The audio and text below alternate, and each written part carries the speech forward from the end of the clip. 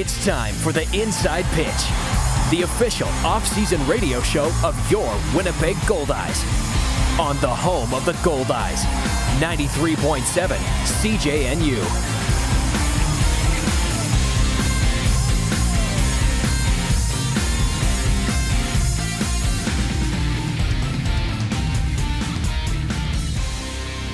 Good evening and welcome to episode 4 of the Inside Pitch on CJNU 93.7 FM. Trevor Curl here with you, and I'm excited to bring you tonight's episode. Skipper Logan Watkins is alongside with left-handed pitcher Weston Lombard join us on the program. And this is the final program that will be produced here in the Sunshine State of Florida. Now, today I'm recording this right now. It's a little cloudy overcast, but eventually the sunshine is going to break on through. And by the time you folks hear this on the live radio stream, I'll be making my way somewhere in the state of Wisconsin. That's right, my 2026 offseason is slowly coming to an end. An offseason that has sent me from Winnipeg to Florida, Florida, Washington, Washington to Arizona, Arizona back to Florida. Been a little bit all over the place here in my break. But that just means that we're closer and closer to baseball season. And I cannot be more excited for what's happening right now in the baseball world. World Baseball Classic has been so much fun to watch. The passion of each and every country that is representing their colors. The amount of energy that the stadiums are producing. The big moments, walk-off home runs, walk-off mercy rule home runs, outstanding defensive performances. It's starting to feel like baseball season, right? I mean, we are in March after all, and with spring training going on around the desert and here in the Grapefruit League, things are really starting to feel like baseball. It's 80 degrees here in Central Florida. It's warm. It feels great. I'm going to make my way north. It's not going to feel so warm and maybe not as great, but that does mean that baseball is slowly going to come back to the grass inside of Blue Cross Park. Well, first of all, you got to shovel about 3 feet of snow and a nice little layer of ice, but we're all used to that by now. The Goldeyes have been doing this for decades, and by the time we get into the warm and sunny months of June and July, we're going to completely forget about the dark and gloom that is a Winnipeg winter, right? Right? It's all right. We've got Goldeye baseball coming up soon, and we've got a couple of fun interviews right here on CJNU. And, of course, you can find the video stream of our interviews. You go to Goldeyes' YouTube page for that fun content. Super excited to bring you tonight's episode, and let's just get right into it. Here's to Logan Watkins. After that, it'll be left-handed pitcher Weston Lombard. Welcome back to CJNU 93.7 FM. Skipper Logan Watkins joins us after just a bizarre weekend. We've got a lot of turnover. The fun thing about pre-recording interviews is that you can prepare for moments where you're thinking you're going to have guys, and you end up losing them, and this is exactly what's happening. Logan, you weren't scheduled to be on this week. I was going to have you on the next episode when it looked like the roster was going to be 100, or at least as close it could be to complete. Bryce Arnold was originally scheduled in, but you're pinch hitting here just like you did sometime in the big league. So fire us away. What is going on with Bryce Arnold, and why is he not joining us on the Inside Pitch today? Yeah, well, it's good to talk to you. Yeah, I mean, kind of the bittersweet part of this job. If we're going to lose a guy, it's always best that it's because he's getting picked up and going to affiliated baseball. And so Bryce Arnold sounds like he's in the process of signing with the Cleveland Guardians, and obviously wish him nothing but the best. And, I texted with him a little bit and told him, give me a shout if you ever need me for anything, but I hope I never hear from you again. Hopefully you go on to have a great, affiliated, possibly big league career, and we never have to cross paths. But in the event that we do, he knows he can give me a call and possibly come be a Goldeye. But for right now, he's on to bigger and better things. Well, this is the whole process about, I guess, not just the affiliated organizations, but going into partner league baseball, is that this is the opportunities and the stages where you can ultimately get back into affiliate ball. And this is part of the message that you send out to the guys when they get to Winnipeg, is that our goal is to send you off on better paths, but if not, then let's try to win a championship here. So let's take a look at what the roster is looking at right now. A couple of big additions coming from the last couple of batches. So we'll start with the big one, which is the big fish, Landon Barassa, returning for his sixth season as a Goldeye. And I know for Landon, it was a weird year last year just from the amount of innings he wasn't able to get with the sickness he had. And then he went into Australia, had a good season in Australia. But then took a little bit longer than usual for him to sign because usually it seems like he's one of the first couple of guys to be announced on the new roster. So, what was the process in getting Landon back? Even though it seemed like we knew exactly where he could possibly end up. Um, yeah, I mean, another one. I kind of had taken him off the board of guys that would potentially come back, not because we didn't want him back, but because I knew he was getting some calls from some Mexican league teams, and then I think even some Japanese teams were showing him some interest. And I mean, Landon's great, and he kept me in the loop on all of it, and kind of kept me updated. And um, it was kind of one of those things that we couldn't really save a ton of salary cap space for him, and I wasn't holding the roster spot for him. I was kind of assuming he was gone, but if he was going to be available, then we would make it work, regardless of what it took money wise and roster space wise. We would obviously find a way to make it work because I mean, he's just as good, as great of a Winnipeg Goldeye as we've had since I've been a part of this team and this organization. He's such a good guy. Obviously a really good pitcher, but he brings a lot more than that to your team. And so happy that he's back, and he'll be another guy that I'm sure is going to field some calls from Mexican League. All foreign leagues are probably going to have interest in him this year, assuming he throws well. And it'd be even great if an affiliated team took a swing at him because I think he deserves it. But he'll get the ball opening day, assuming he's in a Goldeyes uniform. Is it odd to have teams from Japan or Korea or anywhere out in Asia try talking to a pitcher, at least at our level? Because I don't really know a whole lot of guys from the American Association who move on to the Asian leagues. Not so much in the off season. I'm sure there's some pitchers in the Atlantic League and across independent ball that get some interest from the Asian leagues. During the season, though, I mean, I'm not sure they really want to pay the buyouts as much. I haven't seen it that much as far as Japanese, Korean league teams paying buyouts for guys, unless they're kind of established, maybe former major leaguers or upper level affiliated guys. But in the off season, it's kind of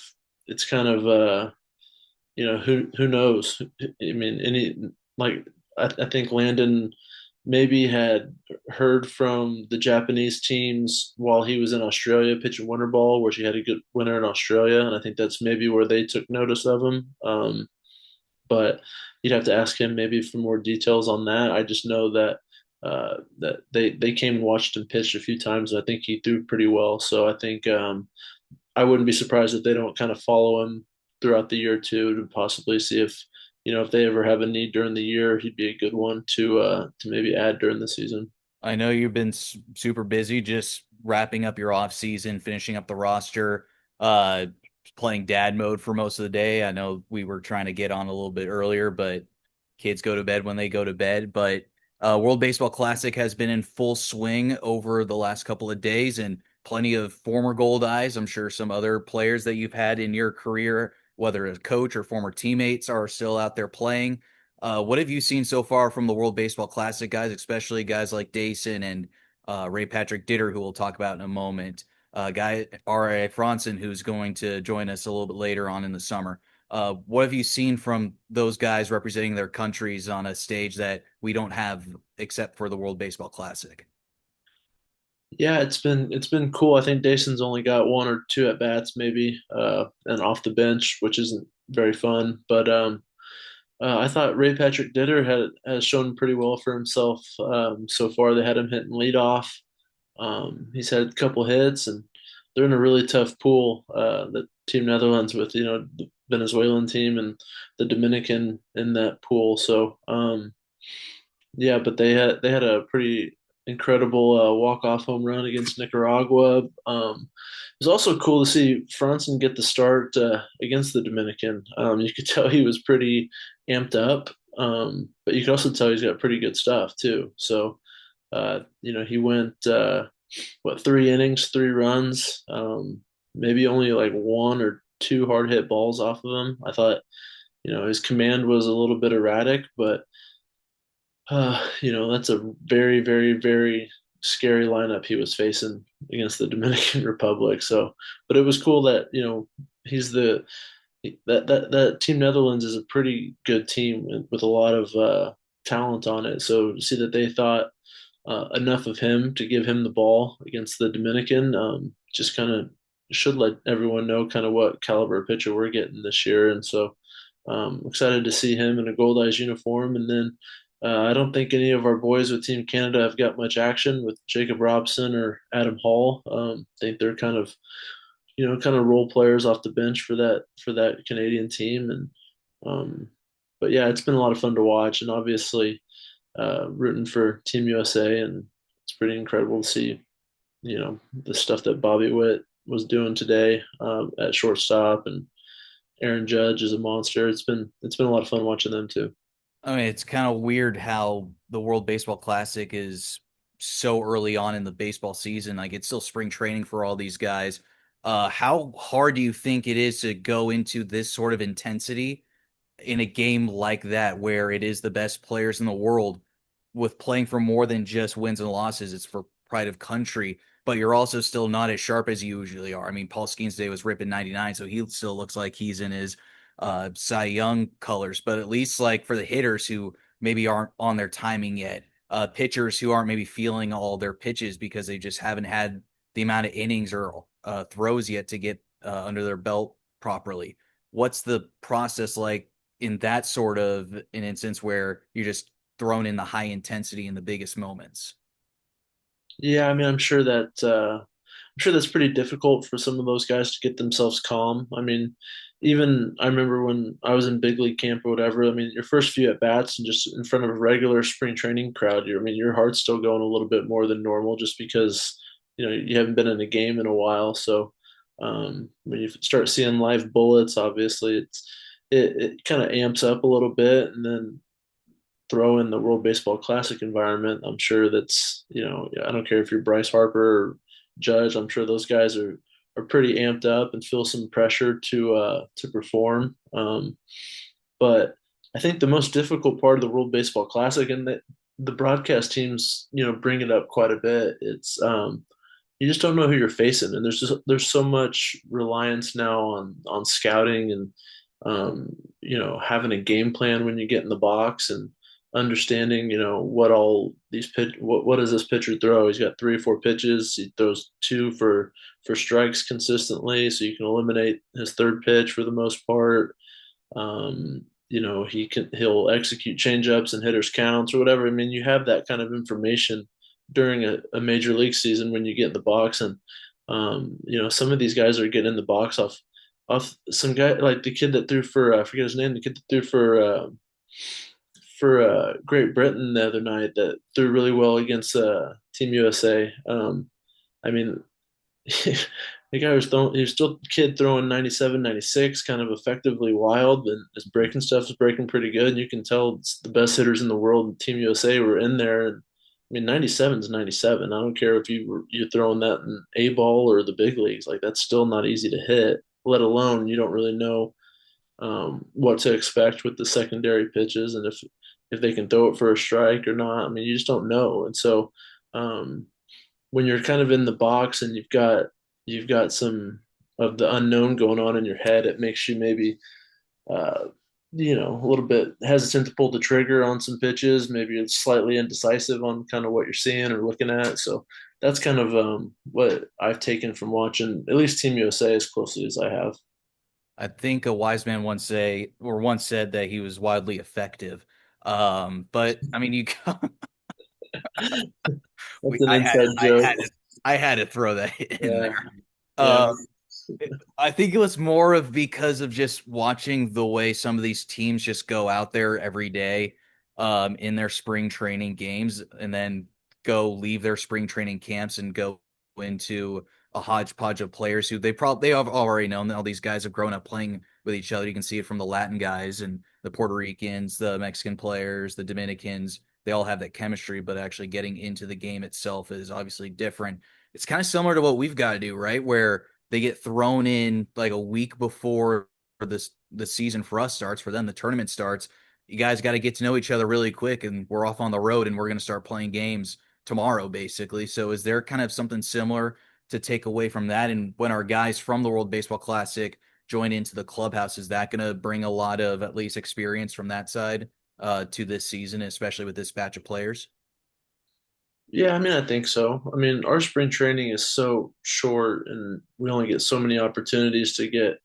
I mean, Ramon Bramasco and guys that are going to be hitting towards the top of our lineup, they'll be lucky if they get, I don't know, 30 at bats before the actual season starts, maybe be somewhere around there. And that's basically nothing. So that's why we try to set up live at bats against our own pitchers as soon as we start. Like we don't ease into that. We want to have our guys stand in there and face live pitching almost right away, because that's the hardest thing to get ramped up for. Pitching is pitching. So I mean, it doesn't really change for a lot of these guys that have been throwing indoors or outdoors or whatever, and you just stick a batter in the box. Not a whole lot changes. You're still throwing and trying to execute your pitches, but the biggest thing with pitchers in spring training for us is trying to get them built up as quick as possible so that they can handle, going 70 plus pitches or so starters, anyways, at least in their first outings. And then a lot of your bullpen guys aren't quite ready to go back to back days yet. So kind of managing that is kind of tough. But yeah, the biggest thing is just getting our hitters ready and letting them see as much live pitching as possible before opening day. Let's go back to the rosters. We're talking with manager Logan Watkins on the inside pitch. You've got Ray Patrick Ditter, a not really late signee, but I knew that you were kind of working on things with him. I know the salary cap is always something that you're paying attention to, especially early on in the offseason. But he's a veteran guy who last season didn't have the season he wanted to, and I'm sure he would be the first one to tell you that. But as we talked about so many times, whether it was during interviews or if it was behind closed doors after games, or if it was after we're done watching him take batting practice and we're sitting in the dugout, it shows the skill is there and the talent that he possesses is second to none in the league. And the numbers he's had in affiliated ball have shown that he's been one of the better players to not just come out of Aruba, but to also have played up and down multiple major league organizations. So what does Ditter coming back to the Goldeyes bring, and what does his skill set bring to an already talented infield? But what, especially with the infield you got right now, where does it take the next level with him? Yeah, I mean, you mentioned it. I mean, even last year, maybe far and away the most physically gifted player on our team. Just as far as pop, athleticism, speed, like he brings a lot to the table. I think he got off to a pretty good start for us last year, and then dislocated his finger, and then came back and was just kind of okay the rest of the year. Never got hot. Had a couple stretches where he was pretty cold, and I'm sure towards the end of the year, he's probably looking at his numbers and pretty frustrated with himself, and then just couldn't really ever get momentum going offensively. But that's also if you are hyper focused on batting average. If you don't kind of dig deeper into the numbers, you don't kind of notice that his OPS was still pretty dang good for a guy that hit around 200 all year, because he walks almost. It felt like every third at bat he was drawing a walk and being on base for us. So that's a really big deal, and that's something that, outside of Ramon Bermasco last year, we really didn't have a guy that was like a pure on base percentage guy. And so Ray's got that ability. And now if we can pair that this year with more of a consistent offensive production as far as hits, RBIs, things like that, and pair that with him walking, getting on base, he goes from, kind of a forgotten guy on this team to possibly one of the best players on this team. So ability is never going to be his problem. He's got plenty of that. I think he knows a little bit more what to expect when he shows up this year now. I think he'll be more comfortable. He's got friends on the team now. He's kind of a quiet guy, so he showed up last year kind of reserved and kind of did his own thing for a while. Not a bad guy by any stretch, but just kind of likes to do his own thing. And I think he eventually started warming up to some guys on the team, and I think that now that he's got that familiarity and he's more comfortable, this year is going to be a different story for him. And moving forward with TJ Schofield Sam, who just got added to the roster as well. I saw this on one of the graphics during the World Baseball Classic. He was the second most hit batter in all of minor league baseball last year. I don't know if that's really much of a skill or if that's just someone being able to Well, if lead. you ask Rob Emery, that's a skill. Well, yeah, okay, yeah, sure. Yeah, and definitely. Yeah, had this new franchise record for in a single season. Uh, Before you get into the hit by pitch stuff, what does TJ bring to this ball club that you were looking for? Because I see what a little bit of corner infielder. Is he more first base? Where is he going to fit in? Yeah, I mean, depending on what happens with Matthew Workington, who we're still kind of waiting to see what's going to happen with his paperwork. He just married an American girl, and so he tried explaining it to me, but it's a little too confusing. He's waiting to see if he's going to be able to get a green card to play. I don't know. We're waiting, and so we'll see what happens with that. But TJ is going to play a lot of first base. He can play second. He can play third. He's played a little outfield. I'd expect him to DH, but he's going to hit. I mean, that's what he's got signed here to come do is to hit the ball, and he's proven that he can do that. He's still only like 24, 25 years old. Drafted out of high school. He's been in pro ball for a while now. Got a lot of good experience. And yeah, I was pursuing him for a while just because I had heard from people that had been around him, like Landon Barasa had known him for a little bit, and some guys that were on whatever the Canadian. There was like some kind of Canadian thing after our season. Jacob Robson played in it, Bryce Arnold played in it, Workington played in it, Barasa played in it. I'm not sure what it was. A Team Canada something. It was supposed to be like a Pan America, not Pan America, but Yeah, like they something were like that. supposed to like go down to South America or one of the islands and play in Right. a tournament, but that ended up getting banged. I was going to hopefully talk with Landon about that soon. Yeah, but had heard back from Workington and Jacob Robson uh, that gave a lot of praise to Bryce Arnold and TJ and said that they're both really good players, and if they don't sign anywhere, those are two guys we should pursue. And you know, I I think having good Canadian players on our team is really important. So took advantage of that, got him and Bryce Arnold signed, and don't look like we're gonna have Bryce Arnold, but we're gonna have TJ, and we're pretty pumped to see how he does for us. All right, let's go back to the hit by pitch skill. Is that actually a skill or is that just something that just simply happens to you once a year and it is what it is? I mean, it's a skill if you don't get out of the way. If you don't mind letting it hit you. I would stay in there and wear one off the knee or the foot if I had two strikes on me because that was a good trade off from not striking out. But some of these guys will wear the first pitch of an at bat right to the ribs, and I mean, not that I wasn't a tough guy, but I was more wanting to hit the ball if I could get out of the way. Especially the way some of these guys are throwing 95 plus. Like how I know it hurts, but is there any sort of way you could describe how much it hurts to get hit by a baseball going 95 plus? Yeah, it doesn't feel good, but I mean, if you look at, I mean, half these guys are wearing catcher's gear at the plate now. Like they got the full chin mask, they got the elbow, they got the hand, they got knee protector, shin protector. I mean, some of them are standing in there because they know that the elbow protector will stick out just enough to clip the ball and get on base. And so, I mean, respect, I guess, do what you got to do to get on base. But yeah, if he's wearing them consistently in the back and stuff like that, off the wrist, we may have to talk to him because we dealt with injuries enough last year. We may need him to protect the body a little bit. Yeah, no kidding about that. Let's look at what the bullpen's at right now, because that always changes over the course of an offseason into a season. Uh, we talked with Luke Boyd a few weeks ago.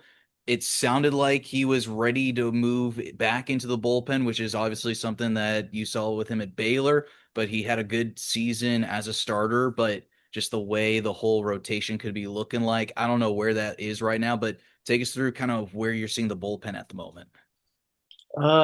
Maybe not quite done with it yet. We may add one or maybe two more guys. A lot of lefties, maybe more lefties than we anticipated having. But if we have some good guys like Kevin Vapel that popped up that we had a chance to sign, I wasn't gonna, not pursue him just because he throws left-handed.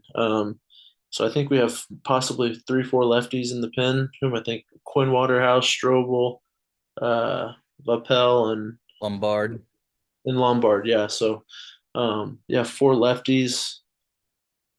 So we can do some mix and matching. Once we go to the bullpen, play some matchups.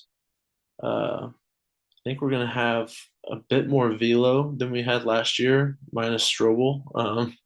Actually, he texted me and said he hit 90 at his facility the other day.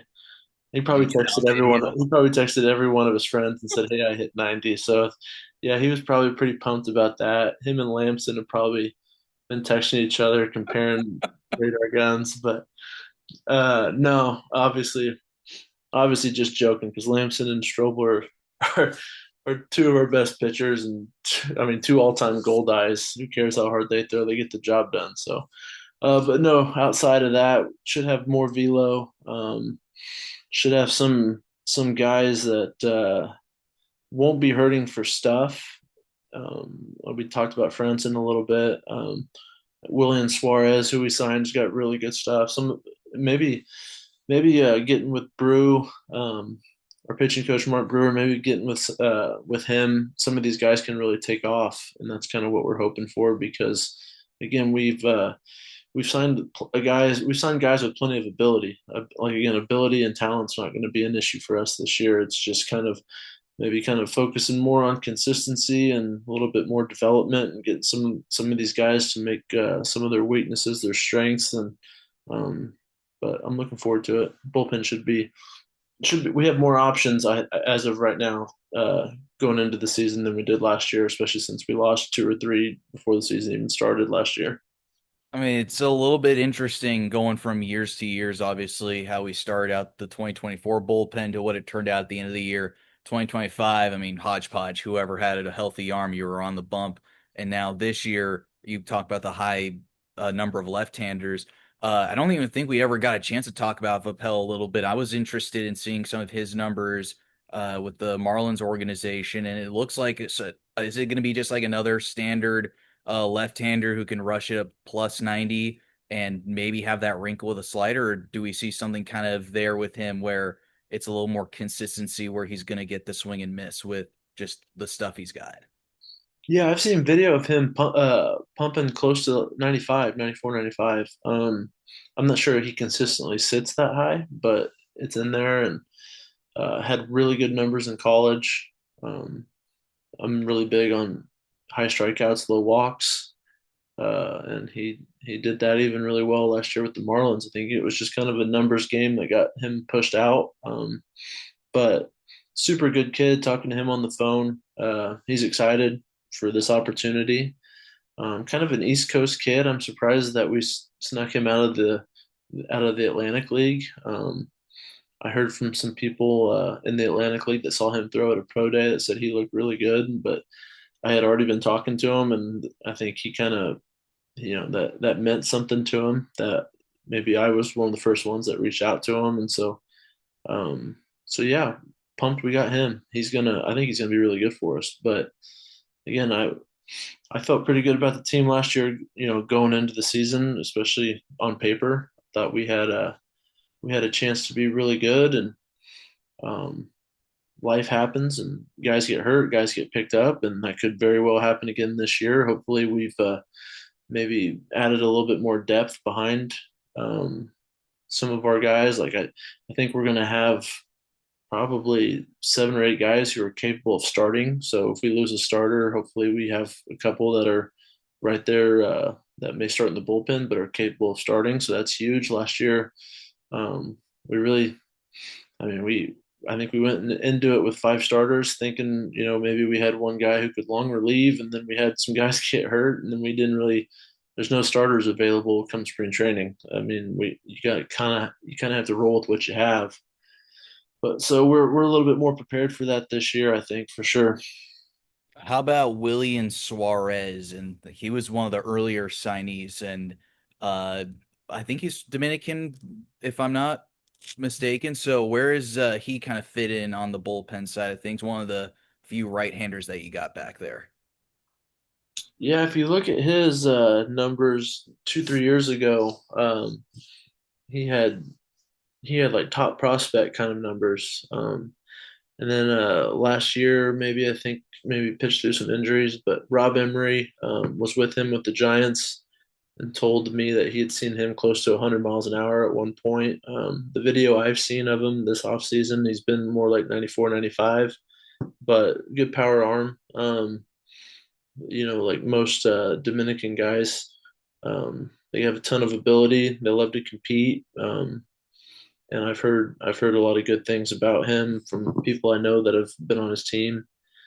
And yeah, I think he's going to be a good piece for us. I'm trying to think of some of the other guys I mean, we have a lot of pretty similar guys, pretty good arms coming off good years. Like I don't really think I've penciled in anyone to be like, yeah, here's my closer, here's my setup. I think I'm just gonna kind of plan on letting it play itself out because we have plenty of options down there, and um, I think Brew, his opinion's gonna hold a lot of weight once we see these guys throw a little bit more, and yeah, it'll be a fun kind of spring training because I have a good idea of what we're gonna see, but until you see it in person, you don't know for sure. And we'll wrap it up with your forte of the offensive side of things. We talked about it when we first had our first interview back at the end of January. Here we are in early March. Where do you see the offense going now at this point with obviously now the departure of Arnold, but the additions that you've brought in, bringing back Keyshawn, Max, obviously with the power, Kevin after a good season last year, Dobie about to make his professional debut later on. Marcelo, who we talked about early on as well with the speed, Schofield, Sam, and Giandito. Oh, there's just so many more, just more power and speed than I think we've had in all the three, or I guess the last 2 years that we've seen from your roster at this point, especially.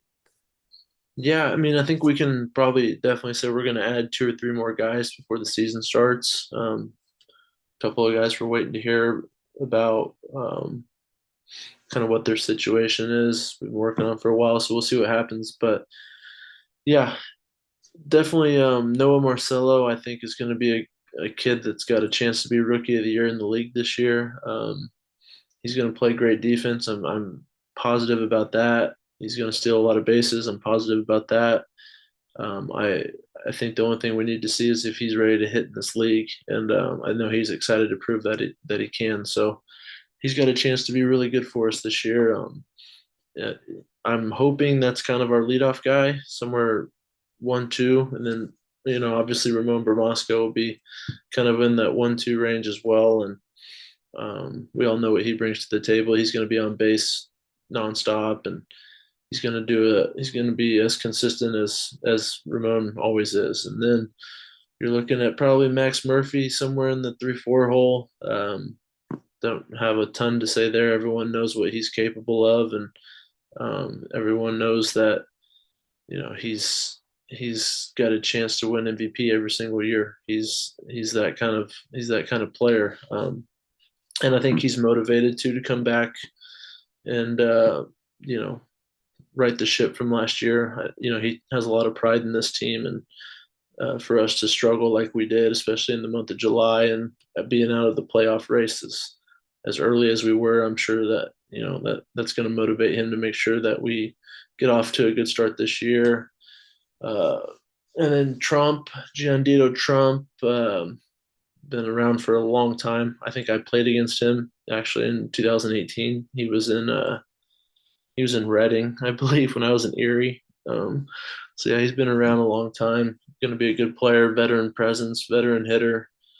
Ray Patrick Ditter's going to be a lot better for us this year. I know that. Keyshawn's coming off a year where he proved that he's capable of being an everyday player.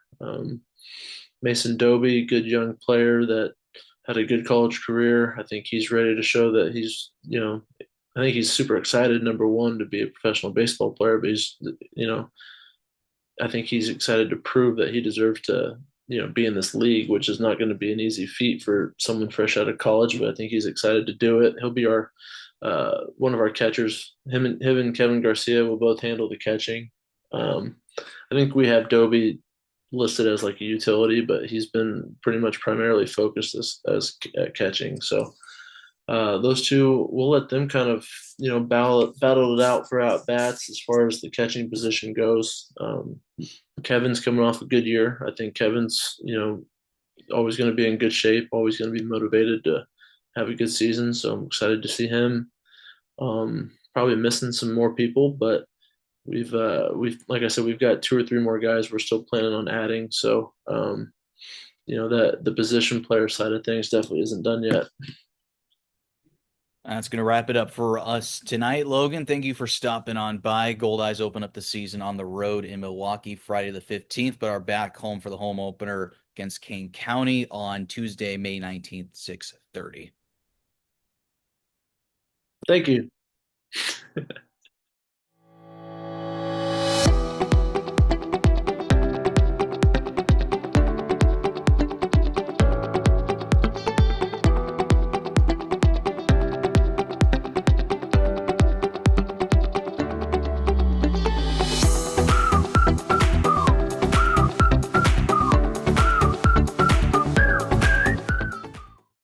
We welcome you back to the Inside Pitch here on CJNU. We're joined with left-handed pitcher Weston Lombard, coming to us from stateside, just like I am, but a little bit more northbound, a little bit more colder.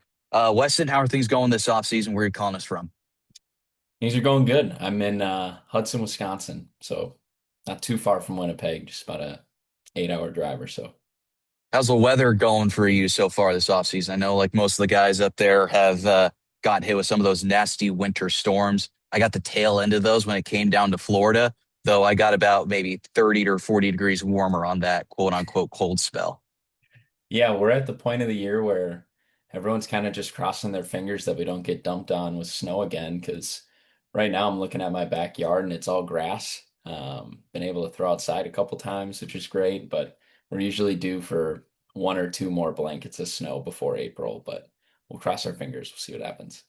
I was just wondering, how is baseball supposed to work out there? Growing up as a kid in the Midwest, like how is your preparation for a season compared to someone from California, obviously, or Arizona, or even us for here in Florida right now?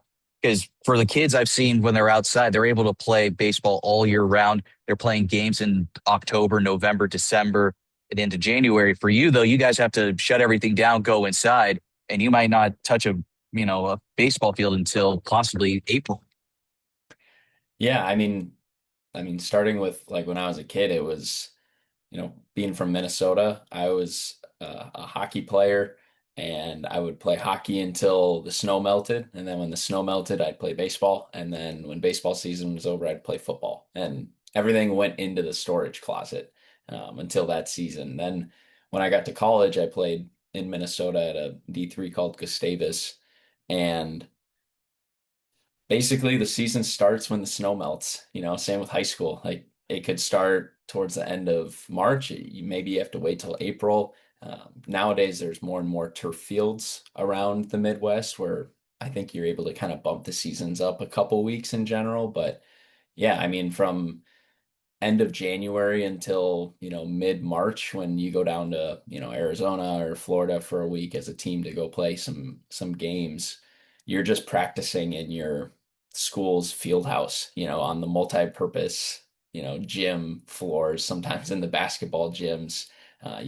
Hopefully you have a cage in there and you're throwing live at bats inside. And then, you get down for your spring trip, and then you get to throw outside for the first time in, 4 months, and everyone's feeling good because it's warm on their bodies and you're not in the cold all the time. So um, it's definitely different. And then when I went to San Francisco to go play for my grad school, that was like a totally different kind of culture, baseball culture, where it was, late November and it's 65 and sunny, and you're throwing fall ball games out there. And then I show up after Christmas, and I'm in -5 degree, -10 degree weather for Christmas. And then I fly down to San Francisco and it's, 60 and sunny again, and I'm throwing baseballs outside. So I can only imagine what it's like to be a kid in the southern states where you can play baseball all year round and you can, just be outside all the time. Um, but I think it definitely leads to a lot more kind of late bloomers in baseball in kind of the Midwest just because of the weather. I mean, it's interesting because I remember, my time growing up in the Pacific Northwest. It wasn't so much of the cold and the snow, but for us, it was all the rain that would keep us from doing anything outside. So kind of very similar, except at the point of like we're at this time of year when all of us are starting to slowly make our way outside. And that kind of brings me actually back to your time in hockey. You're one of the few Americans who played hockey on this Goldeyes team. I've talked to several Canadians, and almost all of them have said they've had a hockey background. But you're one of the few American players who've had a hockey background. But you're also one of the few guys who was a pitcher on the hockey background side. So what were you able to bring with you from your hockey background to baseball, at least on a pitching side, if there's anything you could translate from one sport to. Yeah, I think hockey, there like just the way you play the game, right? There's so much adaptability that has to happen in order to be a good player. And you're on offense, you're on defense, you're in the neutral zone, you're trying to make breakout passes, you're on the penalty kill, you're on the power play. And so you have a lot of different jobs to do, and a lot of times like stuff hits the fan and you just got to find a way to get the puck out, or you got to find a way to get the puck on net, you got to find a way to block shots. And so from like a mental side, I think hockey's great because you find a lot of different ways to get the job done. From a physical standpoint with pitching, I'm not like a really big guy, like I'm 6 feet on a good day, but I do have like what you would call hockey legs, where I got some bigger legs, and I think I'm able to use what I've built from hockey and skating all the time in my throw, where I don't have as long of levers, but I think my ability to skate and having long, skating strides and stuff like that is kind of accidentally built my legs in a way that has some good qualities that transfer over to pitching. It's interesting because we talked to Jacob Robson last year about it. For him, it was always the extra aggressiveness. So taking extra bases, taking opportunities to steal a base or at least to extend plays on the offensive side. Bryce Arnold, who we talked to a little bit earlier, said kind of something very similar. So for you, it's very more specialized in a whole different way just from the pitching side of things. We're going to move now just more strictly into baseball. And let's go back in time to your time graduating college after University of San Francisco, where Landon Barassa, now just recently signed back to another year with the Goldeyes, was your pitching coach. So take us through what it's like going from Landon Barassa as a pitching coach to now Landon Barassa as not just a good friend, but also a team. Yeah, I mean the whole story circumstances of Landon becoming our coach is a story for another time. But it was cool because Landon was freshly graduated from San Francisco after having a good career there, and so he was gone by the time I got there. But he was in the same grad school program that I did. Like everything that I was entering the school to do was what he had done. He did sport management for his master's. He was a pitcher there. And so being able to kind of connect with him for that spring when he was a coach was awesome to just kind of get his experience and learn from him there. And then it's just kind of funny how small the baseball world gets, right? Where all of a sudden, a couple of years later, you're playing with the guy that was coaching you. Um, but it's been a lot of fun. Like it's such the longer you're in the baseball world, the smaller it gets, and I'm just trying to stay in it as long as I can because it's the people that you meet from baseball is just it's awesome. And you meet all these different people from different places. from different backgrounds, and you kind of gain stuff from each person that you can kind of use for your own life. So it's been a ton of fun to be able to keep in touch with Landon for this many years, and now to be able to play with him. Well, take us through your time going into New York with the Boulders and joining former Goldeye Ryder Yakel as a teammate. Going into professional baseball, we've heard so many different stories. Noah Milliken shared with us that he emailed every single professional baseball team that was out there, especially in the partner league ranks. I've heard stories of guys having their college coaches reach out to, same thing, reaching out to everyone to see if someone can give them a shot. Guys going to tryouts and just hoping that someone picks you up.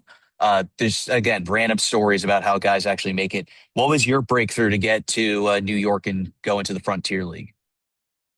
Yeah, mine was kind of different than all of those. I actually got slid into on my Instagram DMs by the Boulders, saying, "Hey, we heard about you through some scout that had seen me throw when I was in San Francisco, and we want you to come play here." And ironically, I was talking to another team, and they were kind of beating around the bush in terms of like timelines and stuff like that. And when I was looking at going to go play college, one thing that I was told that I still take with me is, go where they want you the most, and you'll rarely regret that. And so for me, having a team reach out to me saying, "Hey, we want to sign you," made it a pretty easy decision for me to say yes to them. So for me, it was different than that. I got slid into on my Instagram DM saying, "Hey, we want you to come play." So that was pretty fun. And again, baseball world gets really small. I room with Ryder Yakel and a host family. He's driving me around to the field and stuff like that. And then next year I get married and buy a house and all that stuff and take a year off. And then the year after that, I end up back in Winnipeg with Ryder and and with Landon and all these other people that I knew in different circles. So it's funny. So how did you going into that break, you step away from the game? Did you feel like that was going to be it for your professional career? Just like, all right, I got the one shot at it. I think I'm ready to maybe move on with my life and get the next stage going. And then all of a sudden, you take that 24 season off. Here you go in 2025. Oh, by the way, Goldeyes are pretty much completely out of arms right now. We need a left-hander or just need anybody who can get to Winnipeg as fast as you can. Luckily, Landon knew a guy, again, just somehow knew a guy. And it shows up. Here comes you walking into the clubhouse for the first time. So take us through just a little bit of that whole 24 year to 2025. And now here you are going into 26 as another member of the Goldeyes joining us for opening day. Yeah, I think it's one of those things that, you never know when you're going to get your shot, right? I mean, even heading into New York that year, like I was just playing town ball in Wisconsin, and luckily the town ball team I play for has really cool support. It's a really unique experience where, we play in a town of, 15,000 people, and it's a lot of, ex-college guys and just local players and some current college guys, but we get, 400 or 500 people at our games on the weekends.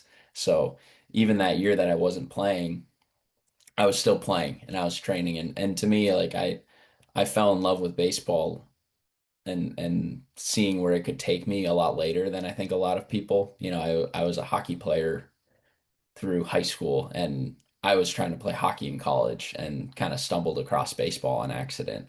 And so when I figured out that, I could maybe keep playing baseball after my undergrad, and really dove into trying to be as good as I could, I just fell in love with that process so much that um, even when I took that year off, I knew that it wasn't something that I wanted to just walk away from, and I'll probably keep throwing baseballs and trying to get better at pitching for as long as my arm will let me. So for me, it wasn't like, oh, I'm planning on walking away. It was more just, hey, this is where life is at, and um, the circumstances were really amazing circumstances. Getting ready to get married and bought a house and started my life and my family and stuff like that. But in order to be able to put my best self on the field, I knew I had to take care of that stuff first. And so now you're also a part of a rather unique experience to not just be a professional athlete, but also still work in baseball on another side of it. We've talked about your time with the Mustard app and Tom House, who's a legendary pitching coach. also a player back in the day. But take us through a little bit of joining the Mustard crew and how you've been able to utilize not just the software and the technology that they have, but how you're able to take it into your professional career and utilize it and almost have a leg up in your own sense around everyone else who has pitching coaches and trainers and X, Y's, and Z's about being a professional athlete. Yeah, again, I kind of stumbled across Mustard on accident. I was looking up, I was diving into pitching and trying to get better going into my senior year of college and stumbled across this app that was using AI, which was at the time, this really foreign concept, and computer vision to help you get better at pitching, and fell in love with it, was a beta tester of it. It helped me a lot. I think it led to me improving to the point where I was able to extend my career and not just graduate at a D3 college, but be able to go play Division 1. And, I'm still playing baseball now, which is awesome. But I think what's been so cool about that experience is, the mission of Mustard is to democratize elite coaching and technology in sport. And the question that was asked to get that company started was how many Nolan Ryans are there in the world that either quit too early or never picked up a baseball because of a lack of resources. And I just thought that was the coolest like mission question I've ever heard.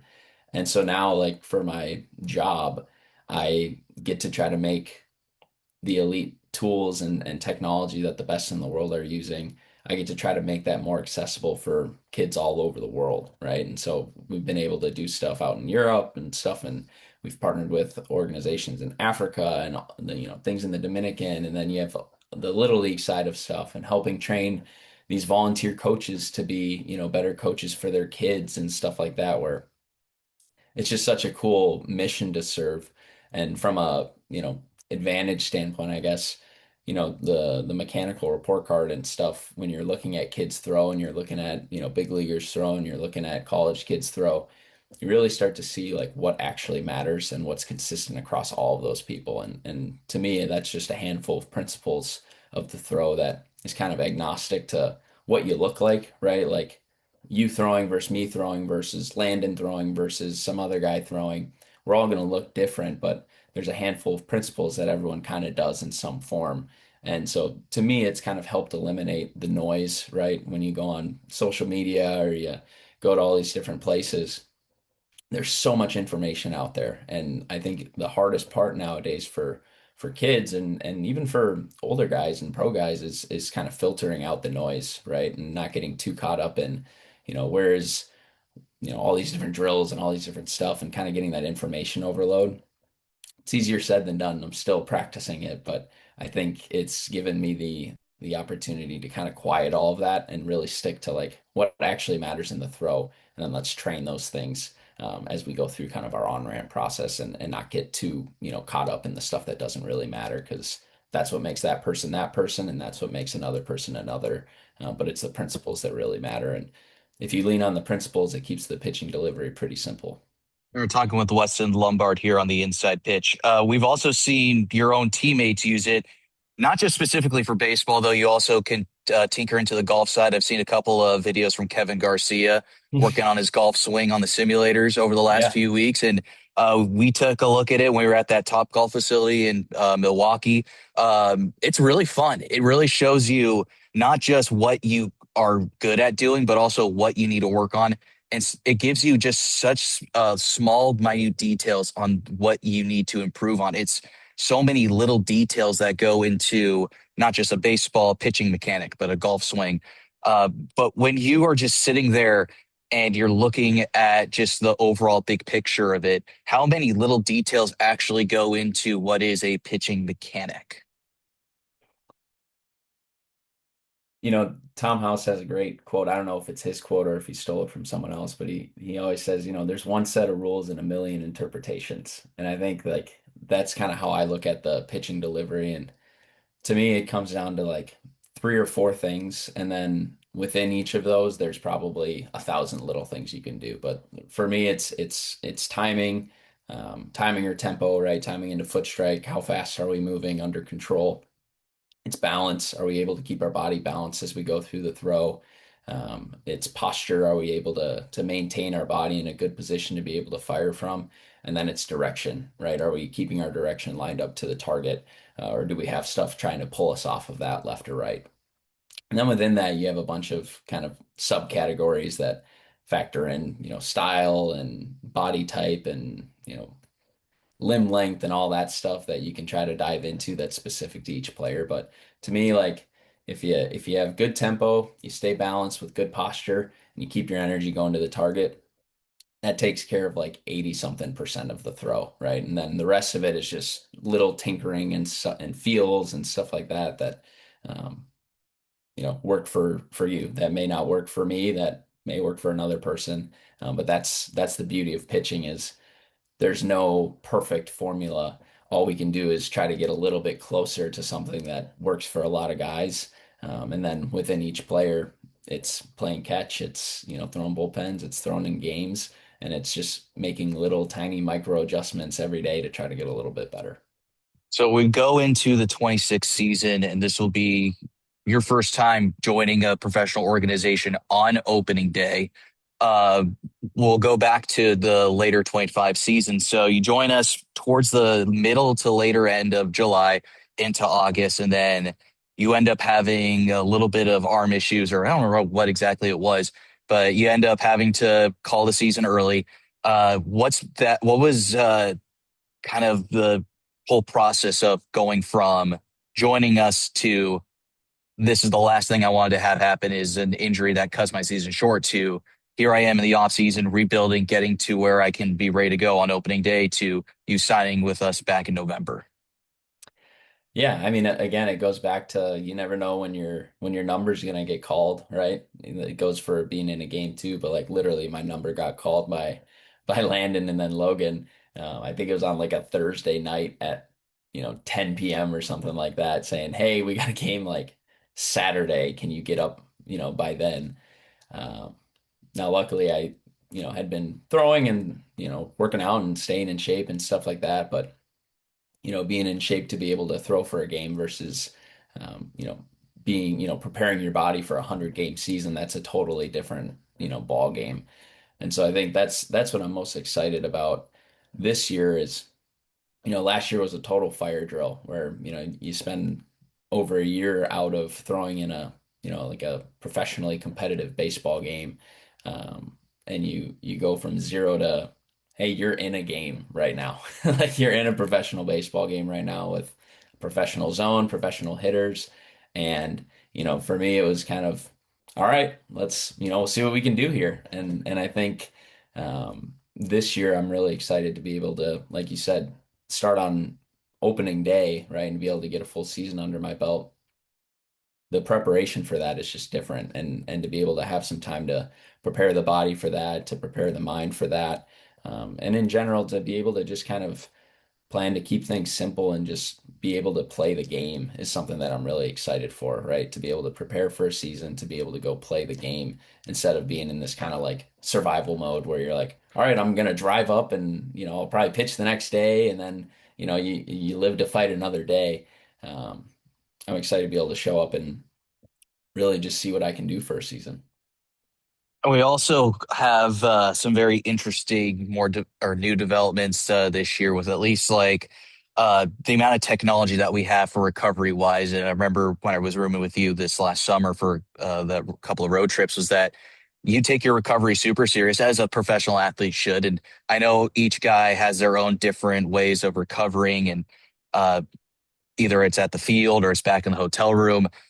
Recovery at home versus on the road is always different as well. But what's the recovery like for a professional athlete that most younger kids who are wanting to get into professional baseball don't really think about? Because I think that's the hardest thing for just like a college kid who has a feeling they want to be a professional, but doesn't know the smaller details of recovery and how important recovery is.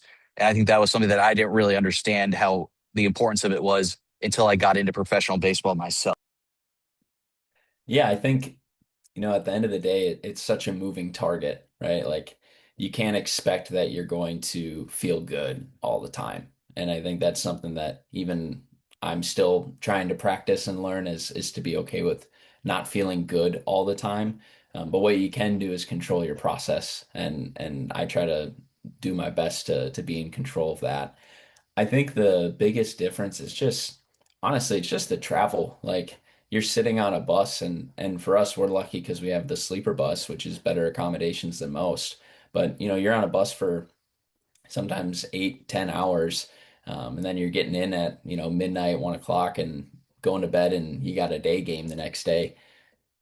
There's only so much you can do to have like an optimized routine, right? Like at that point, you don't get to have your typical routine that you have at home that puts you in the best position. So all you can do is your best. And for me, I think you can do your bands and your soft tissue and all your arm care stuff, but if you're not getting as much sleep as you can, if you're not staying hydrated, and if you're not putting as much good food in to your body as you can, that stuff doesn't matter as much. So for me, I try to really prioritize those three things first. And then once I have those as dialed in as I can, then, you go to your other stuff that you can do of, can we take care of some soft tissue stuff in the hotel room, right? Can we stretch out a little bit? Can we stay working out, right? Can we continue to train in season? I think it's really easy for a lot of players. I even see this with my college guys that, once the season starts, it's like, oh, I don't want to work out. I'm going to get, I don't want to be sore for the next game. And you start making these deals with yourself. And next thing you know, you haven't touched a weight in a month. And it's like you work so hard over the off season to get in shape and to get strong and fast and all that. And if you stop doing that, then you kind of lose everything you worked for. So just being able to be diligent about kind of microdosing your exercising and stuff like that so that you can stay strong and stay feeling good and stay primed, I think is really important. Hey, you're a But we're college all coach. trying. Like no, Yeah. nobody's perfect. We're all, that's just kind of how I see things. It's weird because you are a college coach who's still a professional athlete. I don't, there's probably maybe the smallest minority of those in the country. So what is that like being a professional athlete while coaching college kids who, all encompassing want to get to the level that you're at, or at least a lot of them would probably think that there is an opportunity clearly. Yeah, I'm really blessed to be able to do it. I coach at University of Wisconsin River Falls. It's a D3 school in Wisconsin. And me being a Division 3 player that was able to kind of be a late bloomer and get the opportunities that I have, to then be able to go coach players and for them to see me able to still play, I think is just the coolest thing. And I think it's a unique position as a coach because I don't ask my players to do anything that I'm not already doing, right? So like if I'm asking a player to do a 3-minute ISO lunge hold, I'm not just going to set the timer and say, all right, go do it. Like I'm getting in it with them. And so I think like that's like a really fun thing that one keeps me on my toes and keeps, I'm at practice all the time. I'm surrounded by guys throwing. I'm demoing stuff. I'm doing a lot of that stuff. So I kind of get to walk the walk with them of like, hey, I'm not going to ask you to do anything that I'm not doing myself. And it's been really good for getting our players to buy in because they're like, well, if my coach can do it, I can do it. But at the same time, you talk to these players all the time about, you know, how to prepare to get into a game, different strategies, mental performance, things that you've learned. And what's so cool about it is I'm talking to them about things that, is hopefully helping them. But at the same time, I feel like I'm talking to myself a little bit too, of like, hey man, like we're playing the game of baseball. Like I think sports is like the coolest simulation for real world stuff, right? Of like in that moment when you're on the mound and you have thousands of people around, like it feels like you're in a war. And that's what's so cool is like you get to simulate and your body feels that way too. And I think the best players in the world are able to kind of recreate those feelings and put themselves in those positions to go compete. But it's one thing to talk about it as if it's something that you did in a distant past. But it's another thing to be about it and then to be able to be vulnerable with your players of like, hey man, like I dealt with that too. Like, yeah, I have outings where, I don't feel good. I have outings where I don't have as good a feel for the baseball. I struggle to land whatever. But how do you work around that? Being able to talk to them as an athlete, not just as a coach, I think puts me in kind of a unique position that to be able to help my players. As we go into this season, what made Winnipeg so unique in your own career, just as someone who's played hockey at a high level to baseball at a high level, Division 1, to now a professional baseball player playing in arguably one of, if not the best market in the American Association and in minor league baseball in general, where on a Friday night you could easily have 4.5 to 5,000 fans in attendance, to the weekend of the same number, to even on a quote unquote slow July midweek game where you're still drawing almost 3,000 fans in attendance. What makes that just so unique and just I can't even find the word right now, which is odd. But just exciting to come to the ballpark every day, go to work, and you know that there's going to be 3,000 eyes on you at all times, and just you get to do that every day for a summer. Yeah, it's a special privilege for sure. I mean, right now we're in the state tournament for Minnesota high school hockey, and I was really fortunate to be able to play in that. And that's kind of like the mecca for a lot of Minnesota athletes is to play in. We call it the tourney. And the reason it's the mecca is because you have all these people showing up to watch you play your sport, and you don't know these people. They're just showing up to watch you play, right? Like I was a 17-year-old and we had the whole lower bowl of the XL Energy Center where the Wild play full to watch me play hockey. And to be able to then do that on a weekly basis, where you have people showing up to watch you play baseball, I think it's just one of the most special things that very few people in the world get to experience, right? You can get a really good job or own a big business and you can make a lot of money, but to be able to perform your craft in front of thousands of people that are paying to watch you do that, you can't really buy that, right? You have to earn that. And to me, I try my best to remember that and to remember what a privilege it is to be on the mound in those circumstances and to just enjoy displaying my craft and to kind of, reap what I sow and just do my best to enjoy the moment and go compete as hard as I can while I have the ball in my hands. But yeah, I mean, everything I had heard from Landon being there, from others that have been there in the past, like Justin Courtney and Joey Steele, who I know very well. Um, and people that have played against Winnipeg for years. I'd heard nothing but great things. And so to get the opportunity out of nowhere last summer to go play and then to be able to experience the home crowds and just how the organization treats its players, I mean, you really feel like a pro up in Winnipeg, which I think is a really special thing. We're going to wrap this up with some music talk. So I've talked with a couple of starting pitchers about what their day is like.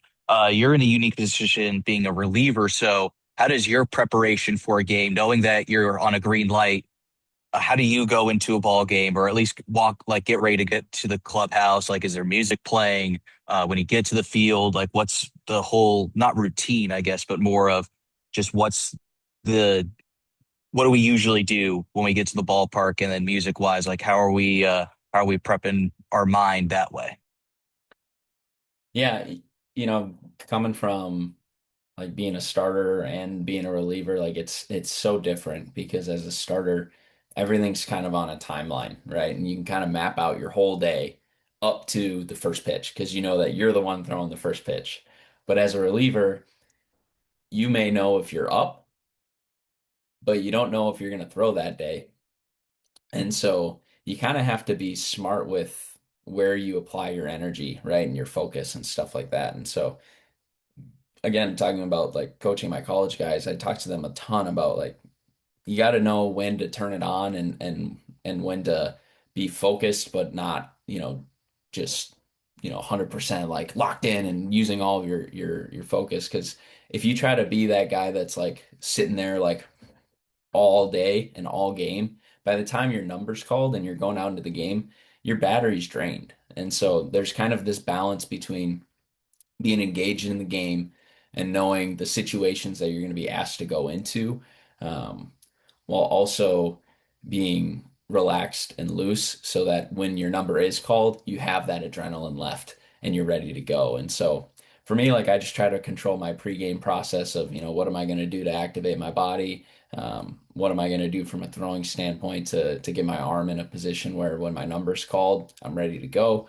And then when the game starts, it's paying attention to different hitters, watching their swings, knowing the situations that I'm likely going to have my number called for, and just kind of watching the game, right? Like if a situation starts to come up where it's likely going to be potentially me, like that's when your heart rate naturally starts to get going a little bit, right? Like if you know when you're probably going to be called, if your body knows that and you know kind of what those situations are, you can kind of start to prepare for that so that it's not like oh, okay, I guess I'll get hot. It's like by the time the walkie-talkie goes and it's, hey, breaker, breaker, get Lombard going, you're already probably starting to move around and stuff like that. So that then it's just a matter of, all right, let's go get ready to go into the game instead of, oh, okay, now I have to mentally prepare. You're ready for the situation. That's the one thing I heard from Ryder when he was talking about the walkie-talkie going off is everyone's heart seems like it pauses or it drops for a moment, Yeah. which is interesting because you guys in the bullpen are usually the most intense people that are usually in that clubhouse anyway. So why does everyone just feel that freeze as soon as Brew's radio goes off? It's a physiological phenomenon that I don't know how to explain, Trevor, but it's one of those things where you sit there and you do all like you do all this work, right? All off season, all season to get the opportunity to go play.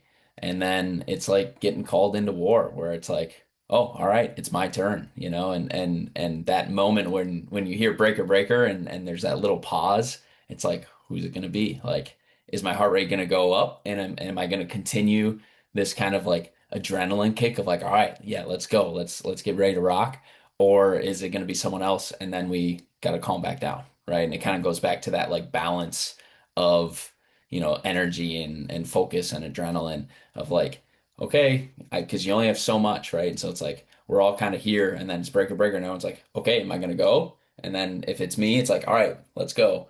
Or it's not me. Okay, we're back to baseline. We're watching the game. We're engaged, but we're relaxed. So it's kind of one of those just like rolling the dice and it's like, oh, what's going to happen here? Is it going to be me or is it someone else? So, but it's like I said, it's so cool how it can make such an impact on your body. Like that's what I love about baseball is just the sensations that your body has. You can't replicate it unless you're in war. Like I have a friend that's a Navy SEAL and it's like the closest thing that I can get to feeling what he feels is playing baseball. And it's a pretty cool feeling to be able to have those types of, sensations and stuff. I will see you taking the field in just a few months. Goldeyes open up the season on May 15th in Milwaukee, out at Franklin, not too far away from where Weston is at right now, but the home opener at Blue Cross Park scheduled for Tuesday, May 19th. Tickets are soon to be on sale, at least single tickets. Get your Goldeyes ticket package, though. Go to the website or call the Goldeyes front office. Weston, thank you so much for stopping on by. We'll see you soon. As I start making my way north, actually, by the time this episode airs, I'll probably be around your neighborhood. And then in just a couple more weeks, we'll all be inside that clubhouse, inside of Blue Cross Park, getting ready to go for the new season. I'll leave some cheese curds on the front step if you come by. All right, I can take that up, go make some poutine. Thanks, Weston. Yep, thanks.